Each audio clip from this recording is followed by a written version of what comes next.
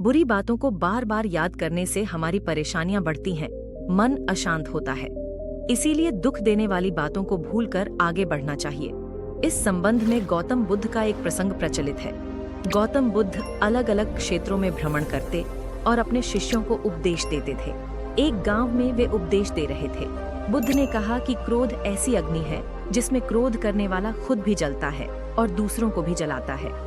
बुद्ध के प्रवचन सुनने के लिए बड़ी संख्या में लोग वहां बैठे थे।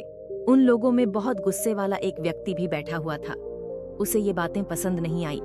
वह अचानक उठा और बोलने लगा कि बुद्ध, तुम पाखंडी हो। बड़ी बातें करना ही तुम्हारा काम है। तुम लोगों को भ्रमित कर रहे हो। तुम्हारी ये बातें आज कोई मायने नहीं रखती हैं। व्यक्ति लगातार बुद्ध को अपमानजनक बातें सुना रहा था।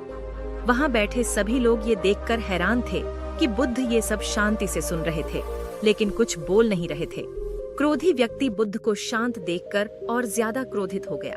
वह बुद्ध के पास गया और उनके मुंह पर थूककर वहां से चला गया।